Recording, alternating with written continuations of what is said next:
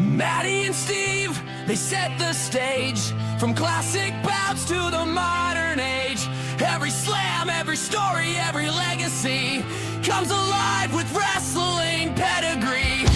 So tune on in, the spotlight's bright. The ring is ready on this podcast night.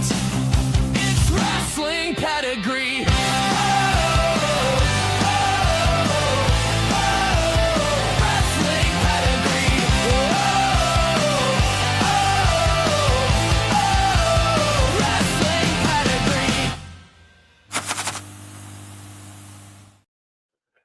Ain't it beautiful to be alive on a Saturday night? Welcome, everybody, to Wrestling Pedigree. I'm your co host, Matty. And with me, I have the last real general manager of MWL, Steve Hawkins. How are you, sir? Oh, Maddie, it's another fantastic day, and today we're talking about the legendary rivalry between Stone Cold Steve Austin and Vince McMahon. We are unrehearsed. We did not do any freaking research, and we are completely unedited. Oh, we're always unrehearsed and literally just going on for everything in our heads that we can remember back in our days growing up watching this product. And yeah, definitely uncensored because fuck that shit. And unedited, fuck that shit. What a what a crazy period that this we're about to go into. Stone Cold Steve Austin, like you said, rivalry with Mr. McMahon. And let's go back to. Ooh, let's actually go back 1 year before everything happened. 1996, King of the Ring. Mm-hmm. Stone Cold was the ringmaster, now was Stone Cold. Wins the King of the Ring 96. And he gives off one of the most unscripted promos, statements of just unbelievable trashing the Snake Roberts religion and stuff like that. What was your? I always want to know what's your take on that 316 promo? I pretty much had the same reaction that Doc Hendricks had. The ooh. Um, I knew right then and there, though, that was a star-making promo. Oh yeah, and I remember now Don Hendricks' reaction, especially when you said up his ass. It's like yeah, um, gotta love Dots for that. I think that made it even more better. I think Michael Hayes doing that reaction made that statement much more like holy shit. Oh, absolutely. The next, I think it's the next night or the next week after, 316 shirts, Austin 316 shirts were everywhere. I think I got 3 in my closet still somewhere. Um, yeah, so since then, 96, Austin being like the outlaw, the badass that he is. And then on the other side, you have Vince McMahon, was a commentator, main play-by-play commentator. What's your take on him as a commentator? Um, I mean, we all we knew that he wasn't just a commentator; that he owned the company. Um, I mean, as a commentator, though, he was one of the best, one of the very best. He was a great play-by-play. Um, he was brought up in wrestling. He was doing play-by-play when Vince Senior was running WWF, Yep. and he kept going on with it. Like even when I went to Survivor Series '93, I believe he was on commentary that day, and he was fantastic. I loved Vince as a commentator. I I remember Vince as a commentator saying, "Oh, what a maneuver," and just going over the top, but which made it so good, especially the new generation. He went way over the top. Obviously, he was a commentator, and then obviously we won't stay on this subject too long because we did a couple of weeks ago.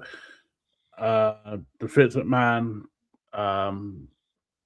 Montreal Screwjob with Bret Hart and Shawn Michaels happened, and was it the next night the interview sit down with JR Yes. and the famous Bret Screw Bret, which listened to something to wrestle with Bruce Pritchard. Vince honestly thought he was the face. Yeah, he did. He honestly thought he would come out, be the face, and say Bret's the bad guy for leaving the company. And that didn't work out for him. And then everybody, like you said, then everybody knew then he was the owner because of that interview. Do you remember the first interaction with Austin and McMahon in '97? Are we talking September 97? Yes, sir. I'm talking 27th of September 1997 at MSG. When Stone Cold Steve Austin delivered the first stunner to Vince McMahon at Raw? Yep, the worst stunner. Well, Yes. one of the worst stunners. The McMahon family has trouble taking stunners. Shane don't. Oh no, but Shane's completely different. I think Shane's the only one. Yes. I think there's about four shit stunners Vince's took. I won't even mention Linda's. Stephanie was here and there, I think. Stephanie could take a good one, but most of the time the stunners hit on her were just crap. Was that her making it crap, or was that him not getting the maneuver right? I think it was probably a little bit of both. Well, I think that's why she had the new airbags to help her. Sorry, just watching Chris Jericho earlier on a classic Raw, and it just came up. Yes, so it was the first stunner. Obviously, me and you massive Owen Hart fans. Austin was on this tearaway because of his injury at SummerSlam of that year. Dropped on his neck, and everything went to shit. Vince was trying to get him to look things the corporate way, talk about his health, and obviously he just stutter Vince, like you said, and then I think did he get arrested that night? Yes. He got arrested. It won't be the first time he got arrested. After that, I think Austin was more anti-hero, wasn't he? Yeah, he was. And throughout the '97, he had rivalries, obviously, with Rock and everything like that. You can see McMahon was getting more frequently frustrated with him because of this anti-hero bullshit he was doing, coming out stuttering Farouk and the Nation, and then Vader.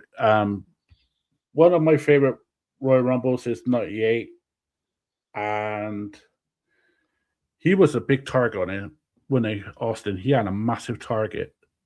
Yep, he sure did.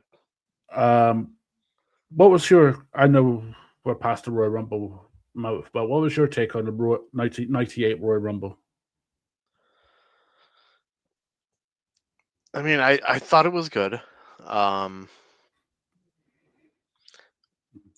But 1998, that's when March 98 is when the rivalry between them really kicked off. I mean, yeah, we had the stunner, we had the arrest in September 97, but March 1998 is when the rivalry like really started with them. So I got to disagree with you a little bit because for me, I thought the rivalry started in '98, the day after Royal Rumble when Mike Tyson came down. Yeah, because I that guess hurt so. that hurt McMahon's ego. Yep. To bring Mike Tyson down and say, "Hey, he's going to be like the main man at WrestleMania. Here comes Austin, double finger salute to Tyson, push shovel, everything's kicking off, and then there's Vince McMahon going to Austin and say, "You ruined it, damn it, you ruined it." It definitely, I thought that was the big build up for that then, because you have McMahon saying you don't want him as a champion because he's too blue collar and stuff like that. I mean, I agree with you to a certain extent, but I also think, everything coming full circle and Tyson turning on Sean at Mania, Yeah, I think that was a big contributing factor to the rivalry. I know. After that WrestleMania, which is I think the underrated main event, by the way. April 13th, Monday Night Raw, we had Stone Cold versus McMahon. Hmm. Do you remember that? Do you remember this match? Vaguely. So this match was the match where Austin had to have his arm tied Oh, yeah. behind his back. Then before they could just get into it, Dude Love comes out and causes trouble. Dickie's going after McMahon, and then he turns on Stone Cold.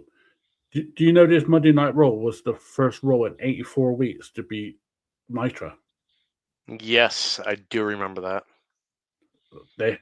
So obviously advertised Austin versus McMahon, and everybody switched to watch that. Yep.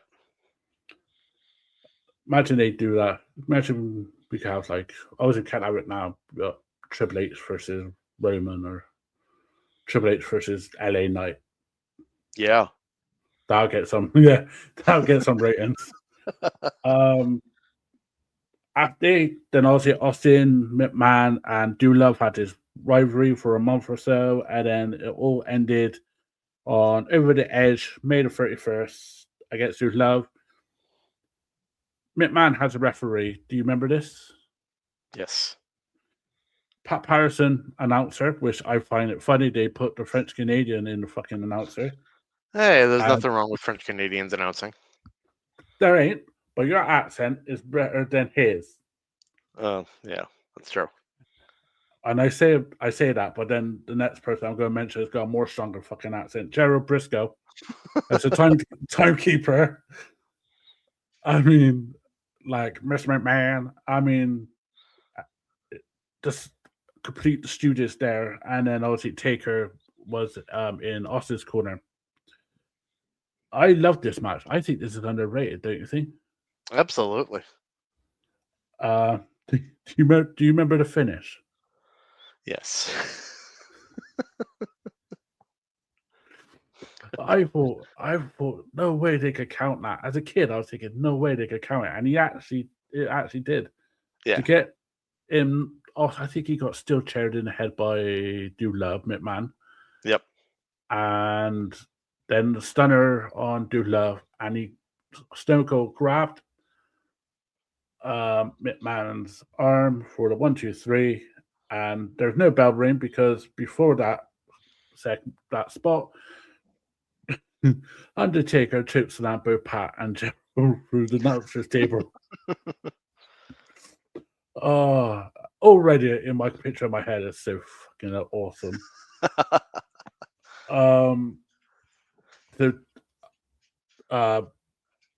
Austin keeps the title. 1 month later, my favorite King of the Ring, 1998. First blood match, which I thought this was, thinking about it now, this is a beautiful storyline. Yes. No way, you ever thought of Kane to come out fully suited and not have any skin showing? Was brilliant. It was. Austin loses his title to Kane in the first blood. Were you happy about that, or were you, as a fan, thinking this is some McMahon bullshit? Oh, I was thinking this is straight up bullshit. I didn't even notice this until I saw it probably a year after this, but I didn't notice he was fully covered. Yep. I I believe I noticed as soon as he came out, and I'm like, oh, wow, how is this going to work? I would have just set him on fire. He's bound to bleed out somewhere. Yeah. I mean, eventually he did get set on fire, but, that was in a different match. I love that we're talking attitude. I know it's attitude and remotes, but frick me, we all got fire. We got people, elderly people go through announce tables. Freaking awesome. Mike Tyson into it. The next night is one of my favorite WWE title matches. Austin gets his rematch against Kane after some mind games. Mm-hmm. I think it's one of the best title matches. Do you think it's one of the best on Monday Night Raw? On Monday Night Raw, definitely one of the best. I think that match is just so clean. I don't think you can find a fault in it. No. Fast forward, like into obviously July, August, SummerSlam, him and Undertaker, Austin Undertaker. Then we get to Breakdown. Now, Breakdown is, I don't think it gets talked about because it's such a good pay-per-view. Some of them, like Rock, Shamrock, Mankind, still Cage. Yeah. I mean, and yeah, that's definitely one that doesn't get talked about. It kind of got lost in the era. It did, and I know. Did they still class that as in your house? I believe they did. When was the last in the house? That's be interesting. Was that the last one, or was it the Judgment Day, the following? I'm not sure, but we have a world of knowledge at our fingertips. You do that. I told you later. I'm going to look it up. This is the first time we've done this on Wrestling Pedigree. I am doing research while we're live. Just because it's going to annoy him so much, though.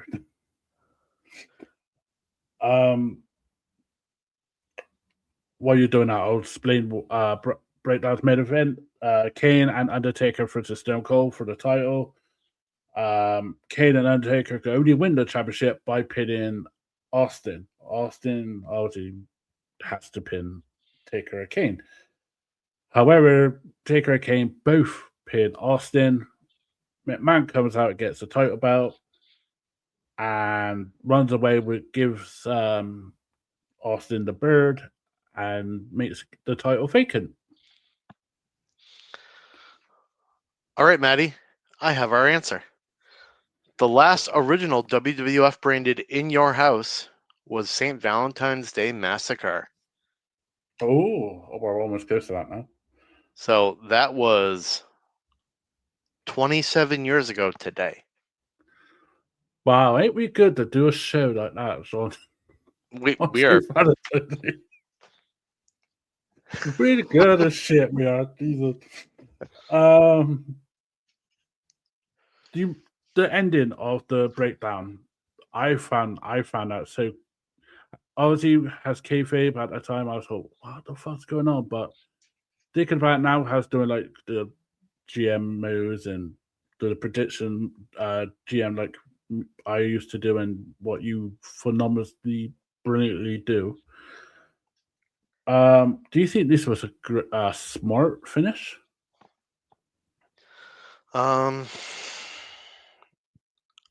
I mean,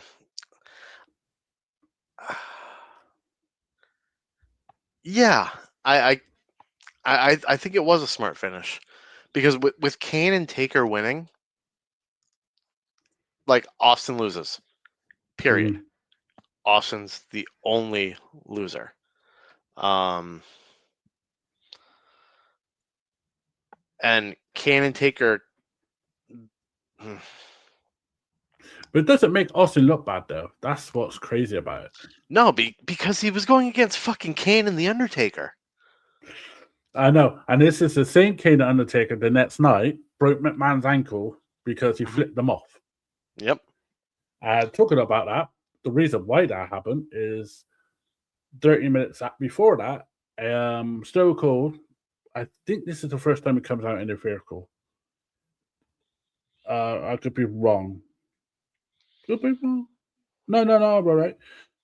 It's the Nope. first time it comes out of vehicle. It's the Sambo. Is it? Yep. Is it? The And Zamboni.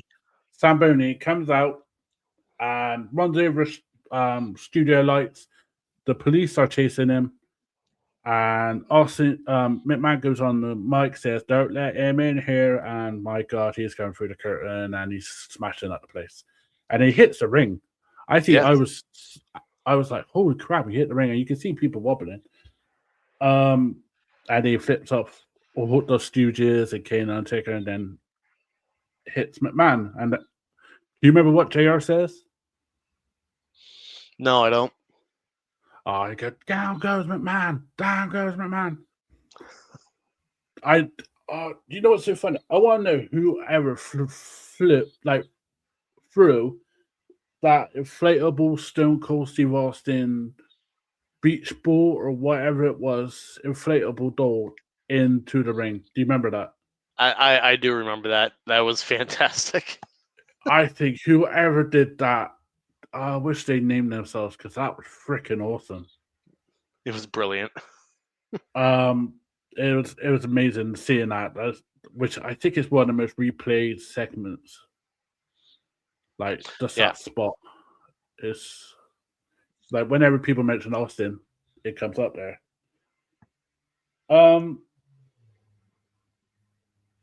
When you saw that, you must have seen this live because obviously in America, you guys get it at the correct time. What was your take? Was this live or was it taped? It's got to be live. It must have been live at the time now because they used to be on it then live. Yeah, late September '98. I think it was live at that point. What was your take as a fan seeing that shit go down? I just laughed my ass off.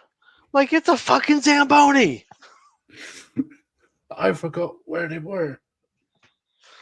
Let's see. So break was in Canada. I'm just thinking somewhere like it has a really good hockey team. Maybe Detroit? Could be Detroit. It definitely ain't Boston because the Bruins suck. But it probably is Detroit. Let's see. Once again, doing research. Live on the podcast. Told you we're unrehearsed. Love it. Oh, look at that. It was Detroit. Oh, that's Yeah, that was a pretty good guess. So was that the Detroit Red Wings? Yes. Yeah. So I can understand now why there is a Zamboni. Obviously with man, oh God, I can't keep a straight face doing like this.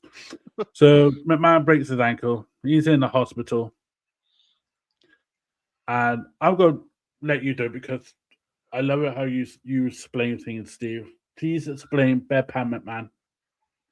Oh, God. Okay.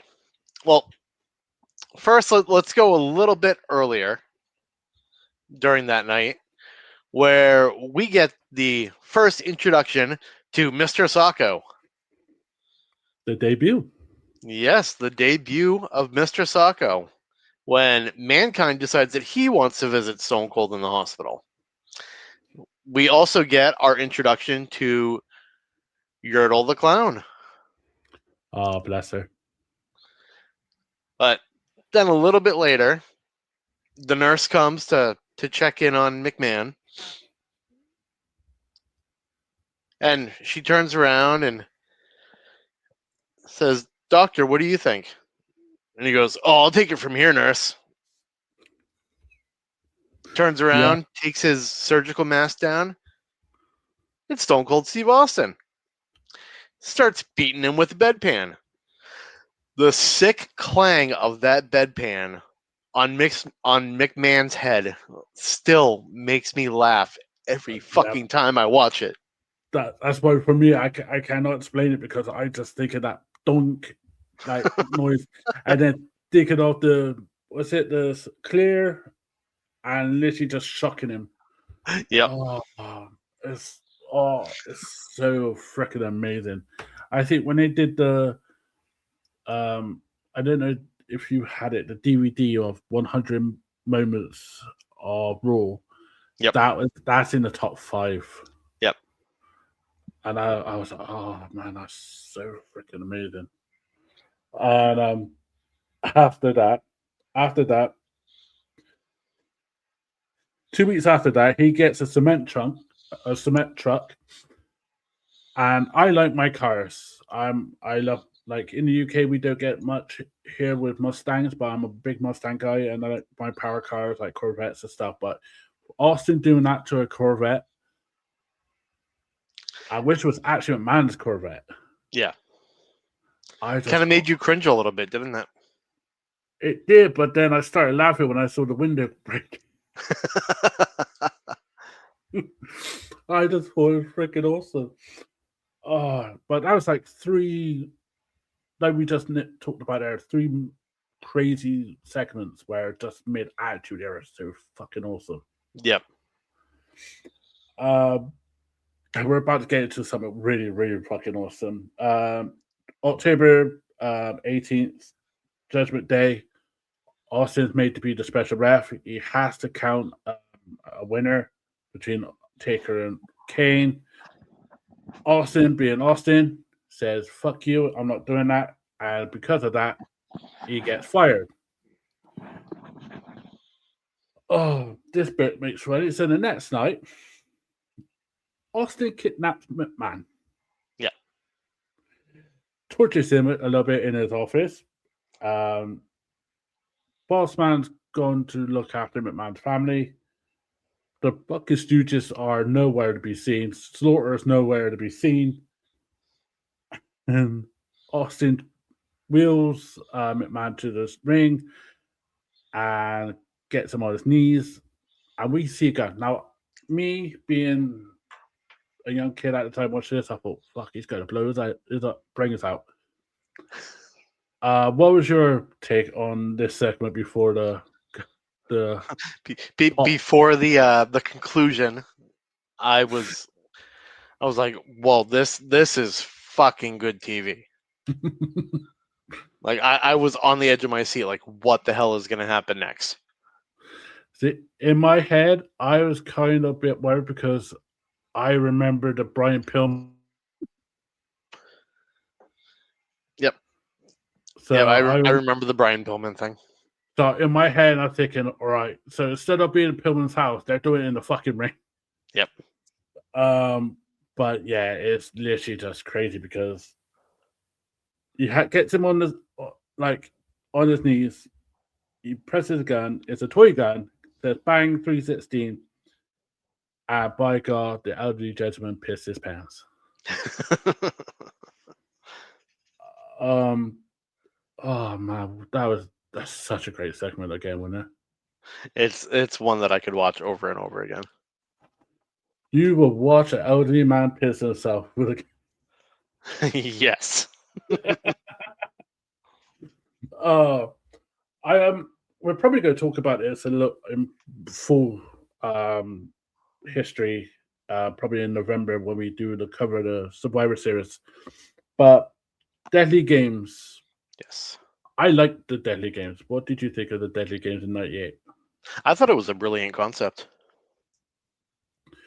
I have money on Gilbert. Of course he did. Mankind fucked that up for me. Obviously, during that match, Shane was the one that got the new contract for Austin, so he could get fired. And then, for some weird swerve, Shane double-crossed Austin, and then against the semifinals against Mankind, and then another smash finish between Rock and Mankind at the final. Now, January 24th, 1999, Royal Rumble, No Chance in Hell. Right. I had to watch this earlier today just to remind myself, just to go through, not like research, just to see such bits that we could talk about tonight. I wanted when we did that episode where we could change World Royal Rumbles? Yep. I wish I fucking changed this now. McMahon wins the Royal Rumble due to Rock distracting Stone Cold. What did you think of this Royal Rumble? I thought it was a fresh pile of shit. This Royal Rumble match? Yes. Yeah. I gotta say the I Quit match was definitely not part of shit. Oh no. No. But I agree. This it had a great roster in it. Yeah. But yeah, I agree. It was a pile of shit. I didn't know where they were gonna go with it.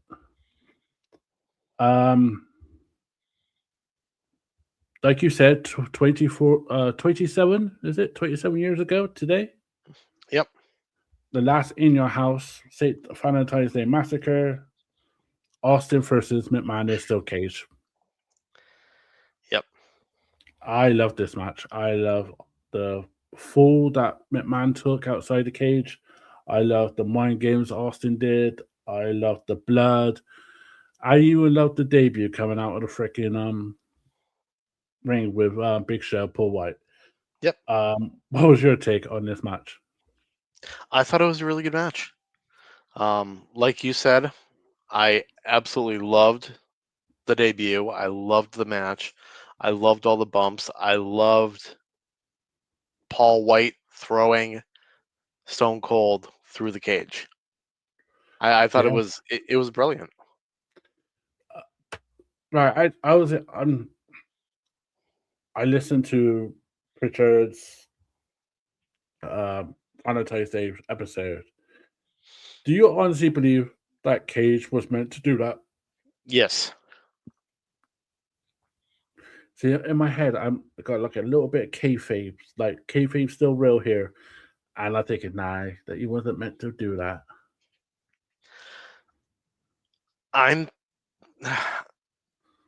I don't know. I'm thinking they had some kind of trigger where Really? where usually it's the cage is all kept together. They must have had some kind of trigger point or something where once they pressed it, then it released the hold on the sides. That's a great shout. That is actually a great shout. For me, I just thought it was an accident, just like Mick Foley going through the Hell in the Cell. Literally, that's how naive I was. You have been kayfabed. Yeah. God wish the kayfabe was still real. On March 28th, WrestleMania 15, Stone Cold wins the title. What a very good match against The Rock.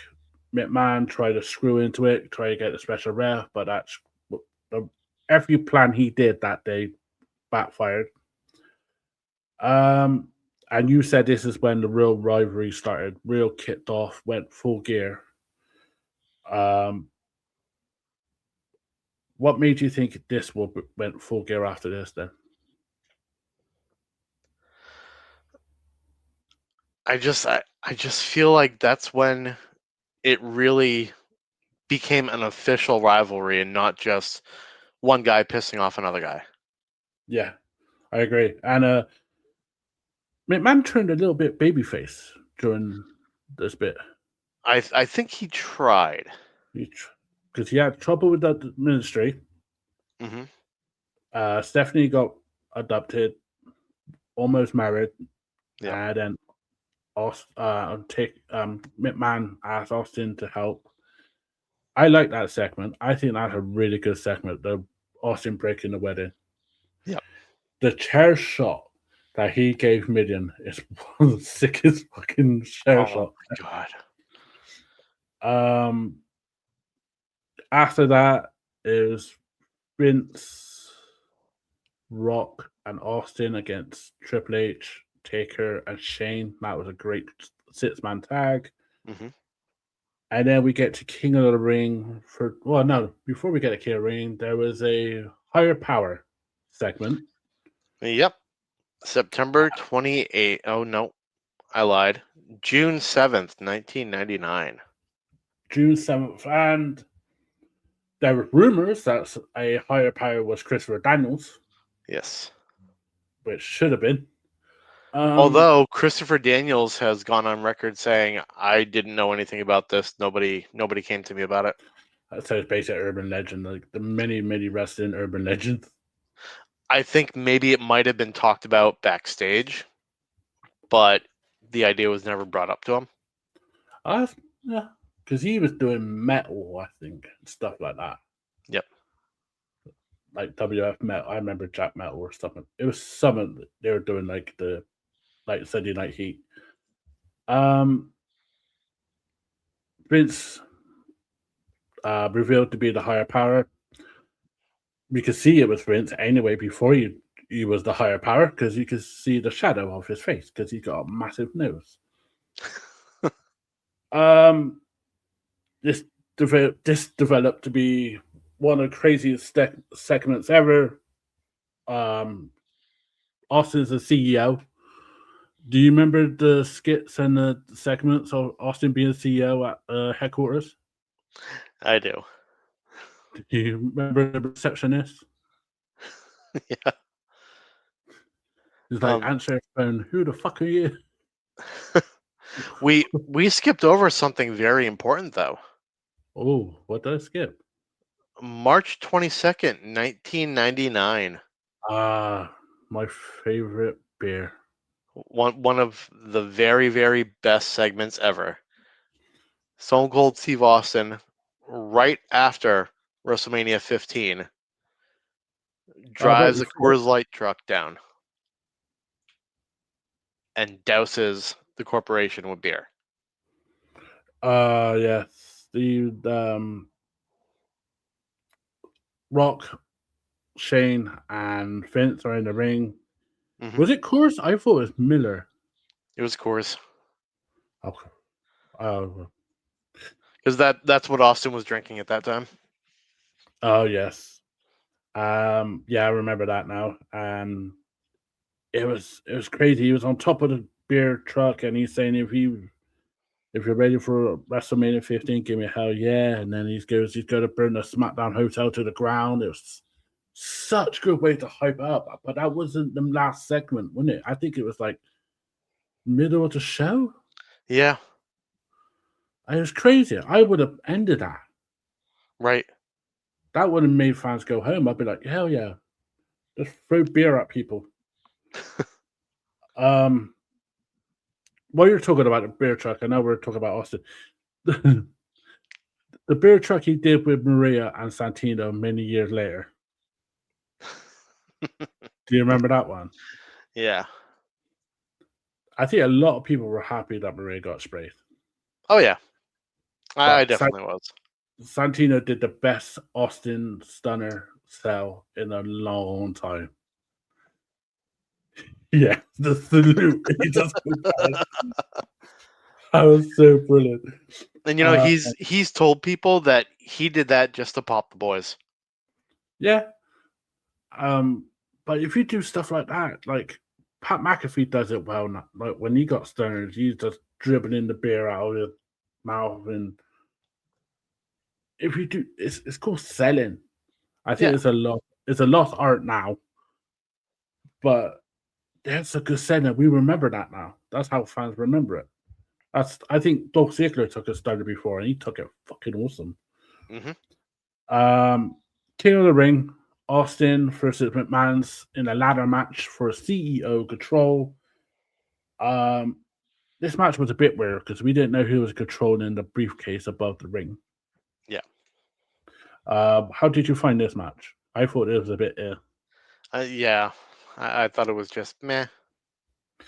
A month later, fully loaded. This match was holy shit. Yeah. Fully loaded. Austin versus Taker first blood match. Austin wins. McMahon leaves WWF. Kayfabe. This was to get McMahon out of the storylines for a while. Yeah. I love this match. I'm a fan of first blood matches, but this was a proper first blood match where you cannot freaking take your eyes off it. It was violent. It was perfectly told, don't you think? Yeah, and for me, Austin and Taker always put on good matches against each other. Oh yeah, They had that chemistry. chemistry. I can't remember if it was Austin. If Undertaker won, he get the title shot. I think it was something like that. Yeah. Obviously, with Vince gone, Shane was in charge, and then there was referees, strikes. Austin lost the title at SummerSlam in a triple threat between Triple H and Mankind because Mankind won. Thanks to Jesse the Body Ventura. And September was all right. But then the big thing happened. Austin got run over Mm-hmm. in Survivor Series. And that rivalry disappeared. Yeah. Do you think during the November 1999 until he came back in September 1999, September 2000, they really missed that rivalry, do you think? I think they did, but I also think that's time that Austin really needed to take off. Like he had been going like constantly, not really any breaks. He deserved this time off. I agree with you. I think he was from 96 to 1999. He literally gone full throttle like every night. Yep, he was on TV just about every week. And they were on the road, was it 310 days at that time? So he's doing house shows each other night. Yep. That's crazy. He did come back in Backlash 2000. But before that, he blew up the DX Express on the SmackDown. Mm-hmm. I love that segment. He came back, helped The Rock, still chaired the Stooges, hit Shane, hit Vince, great pop. And that was the last we saw of him until he came back in September to find out who ran him over. Yep. We won't go through all that because, by God, we'll need an extra 3 hours to go on why the fuck they ran over a bald man with a fat ass. Now, if you want to find out what we thought about this, go back and watch our episode from last week. Yes, or if also we'll have that in archives for the Bloodline Samoan Dynasty episode. We did talk about Rikishi running over a bald white man. So we definitely cover that very well. It still sucked though, that storyline. Austin comes back. He wins the Royal Rumble 2001, which is a really good one. I have money on Drew Carey. This is where my money goes. I picking underdogs. He had, I think he wasn't getting in rivalries with Vince then, and then WrestleMania 17, the greatest WrestleMania ever. Austin turns heel. Yes. I think they were forced this heel because the fans didn't want him heel and they didn't take him as a heel. They loved him even though he was hitting Lita with steel chairs. Yep. He joined partnership with McMahon. The next night after that, it was Austin versus Rock in a steel cage. And then Triple H comes down and they form the Power Trip. What did you think of the Power Trip trio? I thought the two-man Power Trip was fucking amazing. I wish it could have gone on for longer. Was that before Triple H's injury? Yeah. What made you like it? Was it just because it was brand new, or it was new? It was dominant. I loved it. You're the only one, bro. I don't care. I mean, Austin had obviously the WWF title and the tag title with Triple H. Triple H had the IC title. So they dominated Monday Night Raw and SmackDown Yep. for good, like you said, a couple of months until June 2001, where Triple H unfortunately got injured. In July, a certain WCW and ECW turned up, and Vince needed his best WWF guys. And by God, Austin turned on Vince and turned on all of us just to piss off Vince McMahon and WWF. But Alliance Stone Cold Steve Austin is my favorite Stone Cold Steve Austin. He was still Stone Cold Steve Austin, but he was hilarious. Oh, was that one of the segments with like Taz and stuff like that? Yeah, he had segments with Taz. That's when he started getting angled to wear the little toy cowboy hat. Oh God, yeah. It's when he started repeating everything McMahon was saying, trying to get Taker to break character. Did he break character? Because I could not see him smiling. Taker never broke character. You told us shut up though. Yep. Yeah, I remember Kurt Angle's little hat, hippie ki and all that stuff. Oh God, that's probably the only good thing we could say about Alliance. that whole storyline with Austin just being on a whole other level. It's so funny to me. Obviously he turns on WWF at Invasion, which I think Invasion pay-per-view, which was in that July, is underrated because I think it has some of the best matches on there, like the Jeff Hardy and RVD. Mm-hmm. I think a hardcore match. Obviously, then, like you said, Austin McMahon had this rivalry and it involved Shane, Stephanie, Paul Heyman, ECW, WCW, Booker T, everybody. This rivalry now has just gained so many characters. Do you think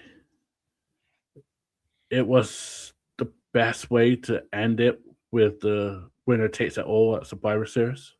Because they didn't have much interaction after that. I mean, I think it could have gone on a lot longer. There's a lot of different things that they could have done with that angle.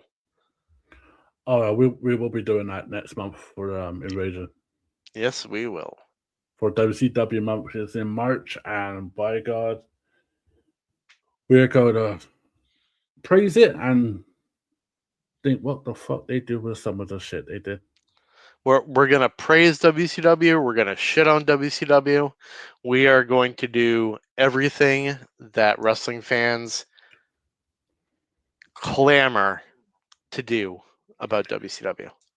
Well, one of them we're going to jackhammer them, and then after that we're going to do the finger poke of doom on them. That's fair. So we're all getting over. And we could do this at home because we got guaranteed contracts. And maybe we'll throw in a dusty finisher too. Yes. And then that don't work for me, brother. We're going to have fun next month. Like we're having fun on Attitude Era month. After Survivor Series, Austin just automatically turned it face again. Came out, tried to beat up Kurt Angle and Vince. Yep. And then Austin was in a famous rivalry with Booker T, which involved the what we spoke about last week, the supermarket fight. And he has segments with that with Vince for a couple of weeks. And then I think it died down a little bit with him and Vince, and then the NWO turns up. Yes. What was your taking of those three, the Nash, Hall, and Hogan returning in 2002? I was excited about it, but I like what Vince said when he first introduced, or when he first said he was bringing the NWO back. Said he wanted to kill what he created. Yeah. Well, he definitely killed that Yeah. because it was Austin versus Scott Hall, which I think is a good match at WrestleMania 18. Not as obviously good as your favorite match of the Rock and Hogan. Mm-hmm. After that, Austin's, I think the last stunner before Austin left, took his ball, went home, is the draft. Yep. Do you remember the Austin was a free agent? Because I think it's because of some stupid bullshit they had. And he had to choose between Raw, which was Flair, SmackDown, that was Vince.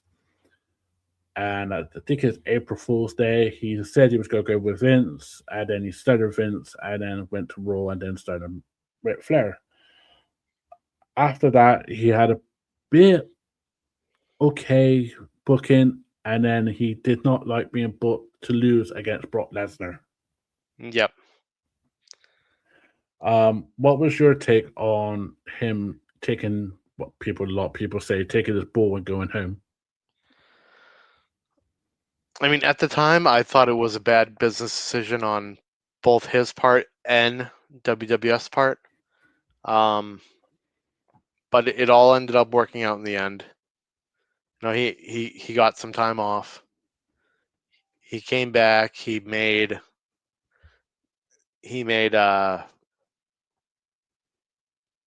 just kept making headlines. Yeah, he came back in No Way Out 2003, whooped Eric Bischoff's ass because he got fired by FedEx back in the WCW days. I think that's one of the loudest pops I heard was Austin coming out, No Way Out, 2003. Jim Ross going batshit crazy. Austin came here to whoop a man's ass. After that, he was the sheriff. Co-GM with co-GM with Eric, and I think there was Roll Roulette. Or do you remember the bet they did? Him and Bischoff. They did like a drunk Olympics one night. Bad Blood. Yeah. Yep. And there was a rumor that Mae Young, God bless, I love Mae Young, stuff tuna fish down her knickers, down her panties, and literally gave Bischoff a Bronco Buster that stank of fish by God. And yeah, fair play to Bischoff because he knew it was coming. Yep. But those kind of things was brilliant. And thing you mentioned before we came on, before we came on was the ATV, wasn't it? With McMahon? Yep, March 1st, 2004. And that was before he's been the special guest referee for the Bill Goldberg and Brock Lesnar match at Mania, yeah? Yep. Why does that stand out for you? For me, I forgot about it until a little bit when he's up across on the roof and he's revving in it and all the oil's going on McMahon. But why does that stand out for you? That during that era, that was the last real notable segment during McMahon and Austin in that initial run, or second run, I guess you could say. I agree on that one, but after that, Austin made appearances here and there. He stunnered the whole McMahon family. Mm-hmm. Then got JR fired. Then came back. Here and there, he stunnered McMahon a few times with appearances. I think his last ever McMahon stunner was WrestleMania a couple years ago. Yep, WrestleMania 38. Yep. Pat McAfee defeating Austin Theory, and then Pat goes McMahon in, and weirdly enough, Pat loses to McMahon, and then Austin comes out to a massive pop because he just beat KO the night before. Yep. And that was the last of it. That was the final nail on the McMahon Austin rivalry. Yeah. What was a very shit Stone Cold Stunner. In fairness, just about every stunner that Austin gave McMahon was a shit stunner. I agree with you on that. I will agree with you on that. I think McMahon might have taken like a handful of good stunners, no more than like 3. I would probably say in the years that we've watched wrestling, I think he probably took about 30 plus Stone Cold Stunners and probably sold 8 of them well. Yeah. Shane's probably sold each one of them well. Oh yeah. So yeah, that is that for the rivalry to end in Texas at WrestleMania. Because obviously Vince's personal life got in the way after that, and then it just went down the shitter. But that rivalry for me is it's a standout one. It's like for me, it's Austin McMahon, and this is just Attitude Era. Austin McMahon, Rock, Austin, Undertaker, King. Yeah. Well, I'll agree with that. And then Rock and Mankind just underneath them. Yeah. What's your take on this crazy rivalry that we went through? Without this rivalry, I don't know if WWF would have ended up beating WCW in the Monday Night Wars. Just straight up honesty. I think this is the reason why we still have WWE today. Wow. Do you think I hate to go back to this, but the screw job, if that wasn't for the screw job, do you think and I need to have this rivalry, do you think they'll be like gone, WWE? Because that screw job fucked them over enough that they had to create that Mr. McMahon character. And I think creating that Mr. McMahon character, I think that was one of the saving graces to the Attitude Era. Agree. Without that character, we don't get the Stone Cold that we got. Yeah, and you see the rivalry often duplicated now. I could go with Daniel Bryan a little bit with Triple H. Yeah. Or Roman Reigns and Triple H. Or Jeff Jarrett with multiple people in TNA. Do you feel this rivalry, this storyline could be duplicated somewhere else, like at AEW? Or is it not to be touched anymore? I think for the most part, it's not to be touched anymore. We've seen people kind of doing takes on it, like the Young Bucks and Tony Khan. Yeah, that was really good though. I thought that was done pretty well. And the Bucks hitting the Meltzer driver on Khan is fantastic. And I'm pretty sure that's the last time we've seen Tony Khan on AEW TV. For a long while, yeah. And he sold it because the guy kept kayfabe and went on the NFL draft with the neck brace. Yep. Neck brace. I thought that's such good shit. He knows the score. Yeah, it's often duplicated, but it can never reach the heights that it can. Never ever. Absolutely not. But so let's put a lid on Austin and McMahon rivalry. It was fun looking back though, seeing the stupid stuff they used to do. Because it's so cool now to look at it and think, yeah, my childhood was better than the fucking PG era that we are in now.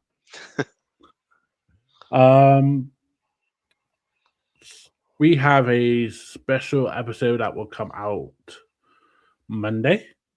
We will whoever follows wrestling pedigree, you know that who it'll be, and we'll get more announcements after the show after the interview, and we got another 2 weeks of Attitude Era episodes, and then like we said earlier, WCW month is next month, and I think Steve is really looking forward to diving into some WCW. Oh, I love me some WCW. Also, what day are we on today? It's the 14th in your end, but I'm a time traveler, so it's the 15th. Wrestling Pedigree and Meltdown has a relationship now, so we will have Wrestling Roundtable on the Wrestling Pedigree next Sunday. And we have the Ross Report next Saturday also. And we obviously will have Wrestling Pedigree next Sunday also. So there's a lot going on, ain't there, Steve? Oh yeah, there's a lot going on.